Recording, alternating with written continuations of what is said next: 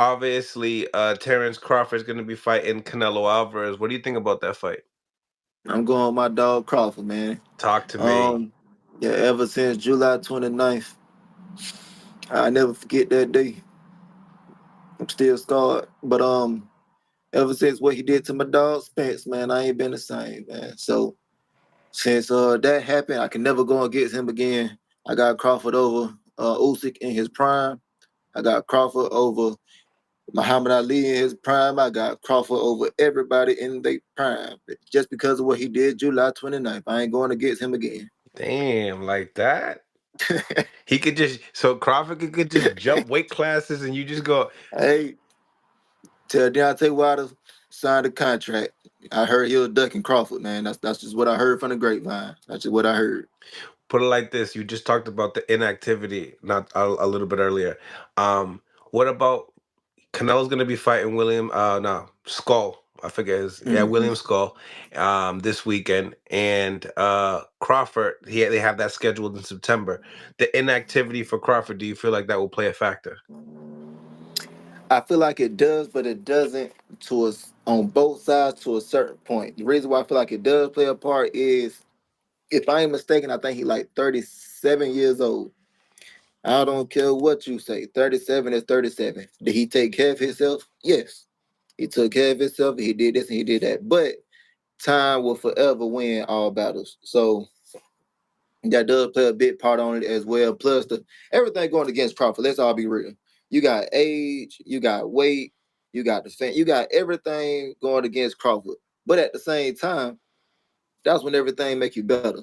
So on the flip side of it, I feel like it don't at the same time, because once again, he does take care of himself. He does train year round. He does do everything he got to do. So it's all up on him on that night. Fair to say. Fair to say. Um, Also, in that press conference with Boots, and I hate that I go back and forth, but I don't want to miss any questions. And they were asking him about you, and every time they referred your name, talking about a matchup, they said that you didn't want to fight. They didn't necessarily answer the question. They kind of just said more about your actions versus their actions. Did you get anything out of that? I mean, they didn't answer it for a reason. What I just told you about the Stanionis negotiations with him versus my negotiations with him. So, like I said before, just in case people that's just not coming in, what I said before was the number that they gave us. We said, okay, we cool with that. We actually like that number, but we're gonna give you two options. Either you can move it out of Philly, or right there in Philly and just up a little bit. But we cool right there. They said no to both. But when it came down to boring old Stanionis, y'all want to see me fight him the most. So, and Stanionis on 18-month layoff. So why does he get the best of both worlds? They gave him more than Boots, and they moved the fight over out of Philly. So he got the best of both worlds, and I ain't got Nathan. So obviously they didn't want to make the fight happen. Now I seen a picture of Jin Sasaki sparring Cormel Moulton. Did you see the picture?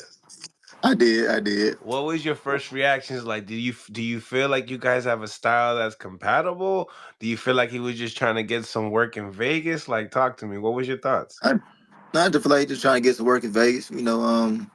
Also, like, it is different styles of where you go. So I feel like he's trying to get the American style, just get a little feel for it, Right, see how it is. right. So I think that's how it is for real. But did you also you don't feel like he wasn't trying to look for sparring like that mimicked you per se?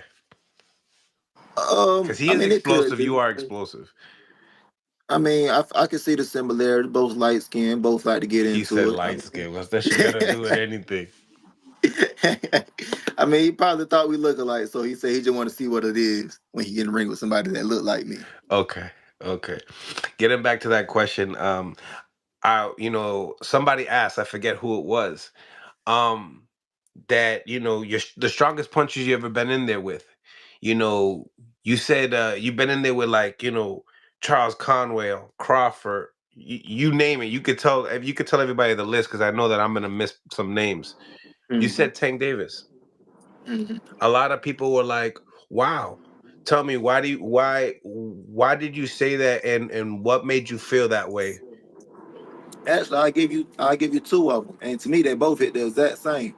Tank and also Edwin De Los Santos. So Mm. the two smallest guys is actually the two hardest punches I done hit. I mean, win against. But no, those two they got it because it's explosive. It's quick, but it's stiff as ever. You get what I'm saying? Yep. So I'm giving it to them two as well. Like even with Charles Conwell, it was more it was heavy, but it didn't hurt me. I don't know how to explain that. It's different kinds of power. For example, okay, Tommy Hearns and Marvin Hagler, they got two different kinds of power. We are not finna say Tommy Hearns do not hit hard, but he got explosive power. Marvin Hagler, we know for a fact he hit hard, but it's more so heavy. So I say with Charles Conwell, it was heavy, but I didn't care about that. Yeah, like I hear what you're saying that you think Marvin was probably more explosive, right? He said Marvin more explosive Yeah. than Tommy. No, No? I'm saying Tommy is more explosive. That's what I'm saying. You think Tommy was? Yeah, Okay. Okay. but at the same time, Marvin Hagler, if he, as he keep beating you down more and more, that's what get to you. Can he one shot you? Yeah, but for the most part, he beat fighters down. Simon Hearns, he can one shot you